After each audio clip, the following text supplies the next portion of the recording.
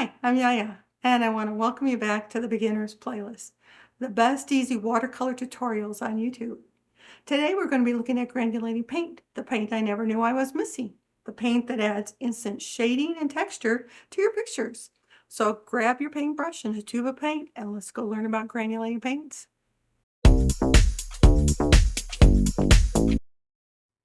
So what are granulating paints, you ask?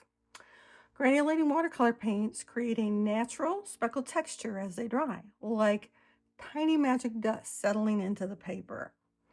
The pigment particles separate slightly, giving your painting beautiful depth and grain and visual interest with zero effort, pretty much. Perfect for skies, rocks, and happy accidents. So I went out and got me some granulating paints and made myself my color chart, as you always should. But this on here, it shows you some of the samples of what they look like. This is just one paint, but look at the different colors you get from it and the texture you get from it. So I really had fun playing with this. Had to go out and get myself a new palette too, just to use for this. So how do you know if your paints are granulating? Good question. I had to download, this is from Winsor and Newton, and it's a color chart of all their paints. And if you can see the yellow highlighted ones with the circle G, those are their granulating paints. Now, if they told you on the tube, that would be great, and I could just show you on the tube, but unfortunately, they don't do that. And I actually went and bought some Daniel Smith because he's known for his granulating paints. And there's two more brands out there. One starts with an H, and I can't remember the name of it, sorry, and the other one's Schminky. And they're a little more pricey, a little more expensive, so I'm saving my pennies to try a tube of that. But Daniel Smith doesn't show you on it either. So you need to go online and look or download the chart, just like I did for Winsor Newton, to find out which ones are granulating. So I did a quick swatch of all of them, a little bit bigger here than the circles, so you can kind of see. And what's interesting, some of them are made up of two colors. So this one's called green gold, and you can see it has kind of a green gold and then a dark green with the texture in it.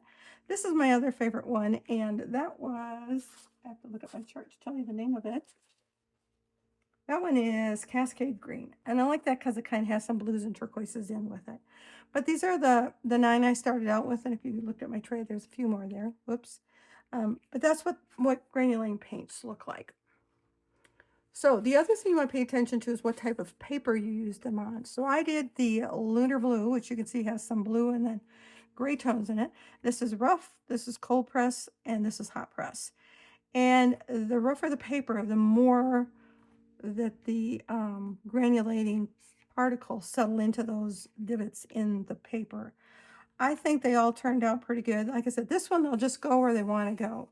Typically, they migrate out to the edges, which you can kind of see in both of these. I did take a paintbrush and use some clear water and try to swatch it to see what would happen. It was really hard to do on the rough paper because they had already settled.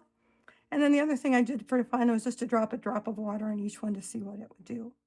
So that was my testing of them. Just FYI, the experts recommend, you'll hear them say that, is either rough or cold press paper. Here's another fun thing when I was just playing around.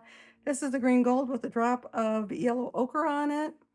That was kind of fun. I like that because it blended so nice. So one of your videos today talks about granulating medium. So supposedly you can take your regular watercolor paints, add this, and it will make them granulate. So I tried it. Mixed results on it. I wouldn't get it again, to be honest, if I had the choice, but I wanted to show you. So first what I did is I just used my palette and I mixed paints on there and then put some of that in. Well, it made it too thin. It watered it down too much. So what I ended up doing was putting my paints in a temporary palette and then right out of the tubes and then adding the granulating fluid in place of water to that. And so here's the results I got on that. And let's put it this way. The orange and the ochre weren't bad. They look like granulating. The green, the sap green did good. It's granulating, but I could not get that yellow, the two different yellows to granulate. At least I don't see it unless you do. So yellow are known to be difficult to granulating, and so are the pinks and the roses. But like I said, I would just go with granulating paint that you can find. I probably won't use the medium again. I did an exercise here just to show you. This was one of my original landscape pictures. And I'm not a landscape artist. We say that all the time, and it's true. But I just wanted to show you this is my regular watercolor paint, and this is the granulating. And easiest place to see it obviously is the mountains, but also if you look in the trees. These are very smooth.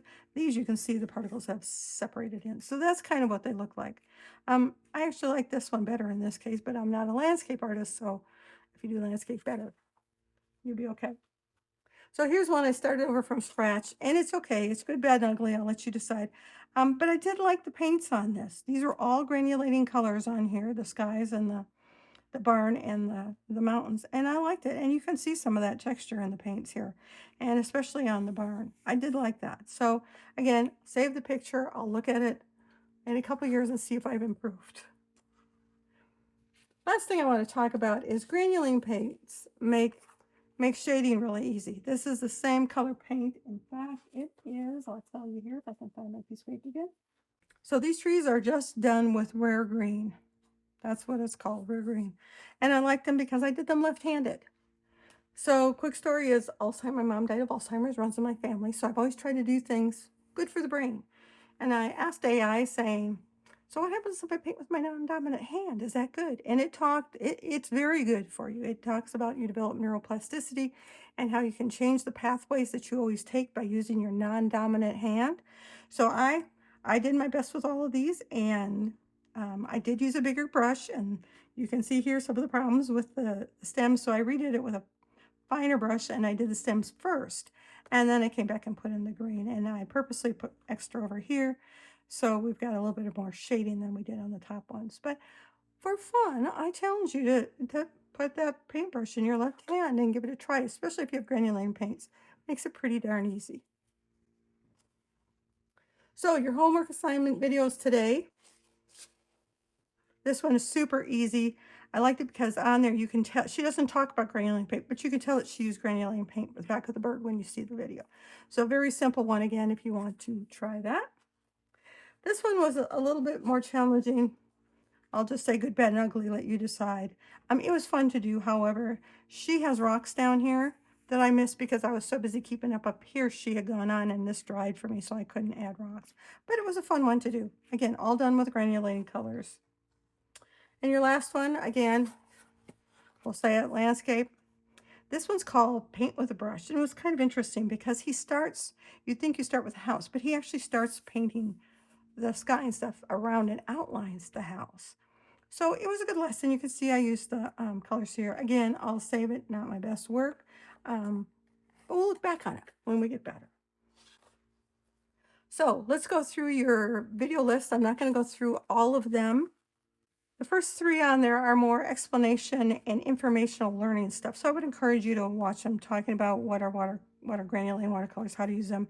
And there's one that uses a granulating medium better than I did.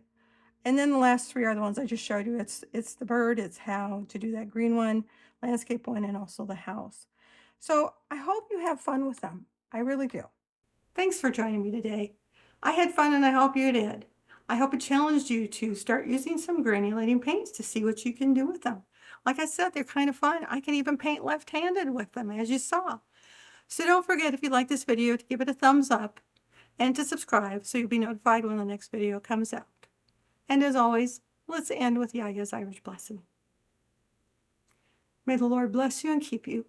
May your heart be light, your colors bright, and may you find peace and joy in the beauty that you create. Until next time, bye.